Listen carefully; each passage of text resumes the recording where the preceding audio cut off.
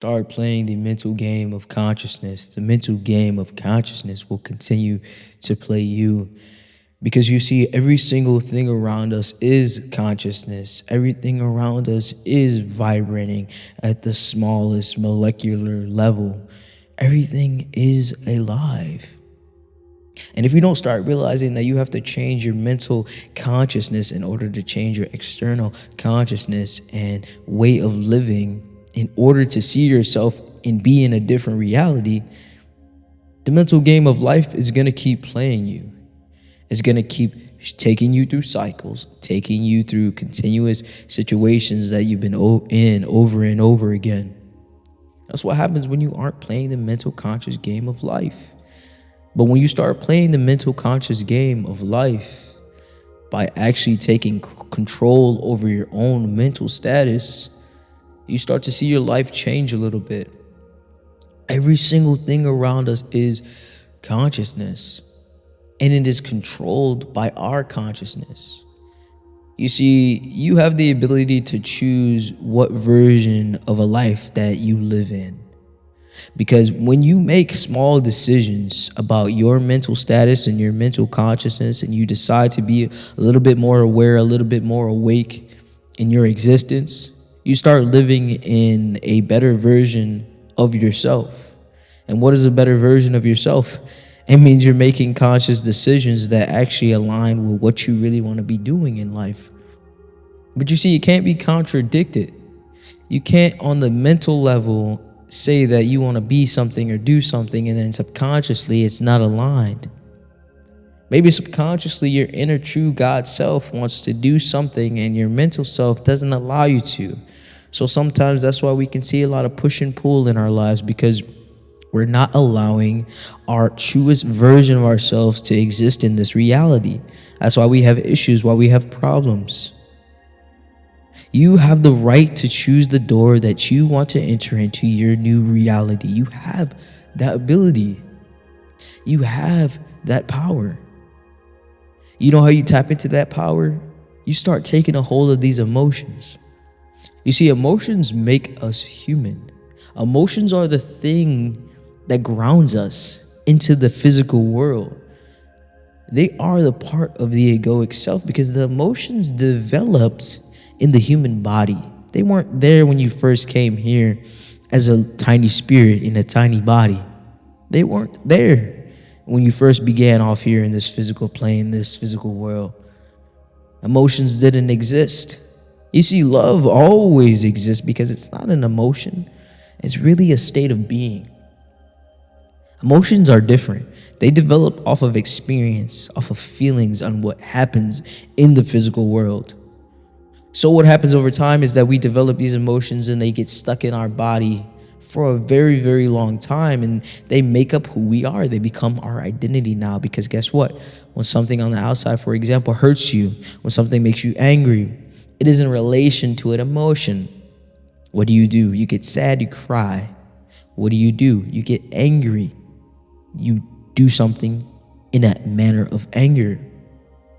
So when you transcend emotions, you're able to step out of your physical self. And that's just when I always say you have to be the observer of your emotion. What it means to be the observer, it means to just allow the emotions to come, because they have developed and you can't control them from coming. And if you do stop them from coming, you're going to suppress them down and make them even worse. So the only thing that you should be doing is being the awareness to those emotions until you can take control over your existence again. Because if you don't play the game of consciousness, the game of mental consciousness, meaning the game of emotions, is really the game of emotions when you think about it. If you're able to control your emotions, you're able to control your reactions, and you're able to control your internal environment, there's no reality that you can't live in. If you wanted to go after a career, after a job, if you wanted to have a specific love life, there's nothing there that's going to stop you, because guess what? The matter of fear won't get out the way. You won't be afraid to do what you want to do. If you're in a constant blissful state of love and unconditional belief and faith that you're connected to every single thing around you, there's no not living in your most highest existence and most highest version of your life. Because you see, there's different versions of your life that are out there already existing right as we speak. But it's up to you to tap into the certain version that you would like to experience in this lifetime. But those emotions are going to block you from reaching that reality. It's an amazing show on Apple TV that I'm watching right now, and this kind of reminds me of it.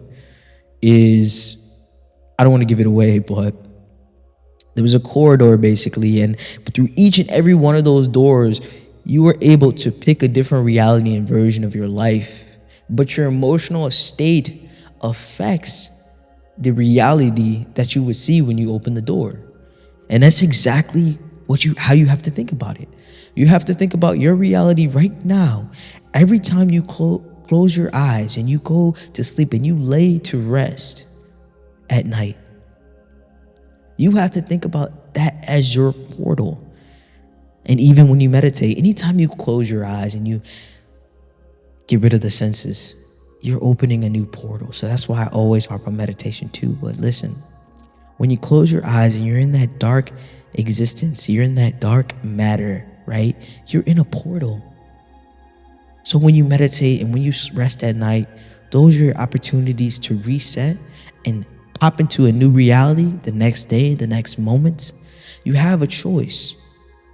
That's why there's so much power in meditating before you go to sleep, or meditating as you go to sleep, or listening to binaural sounds as you go to sleep, because you're entering a new portal. You're tapping into the subconscious mind, because the subconscious mind exists within your God self.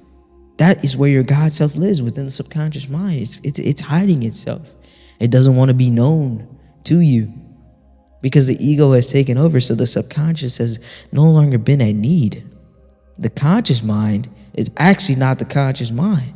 The subconscious mind is the true version of who you actually are, and that is your inner God self. So listen to me. Take each moment when you're able to close your eyes and drift into a new version of reality. Do so with intention. Every time you lay down to sleep, every time you meditate, set an intention to where you want your life to go and the direction you want it to go in.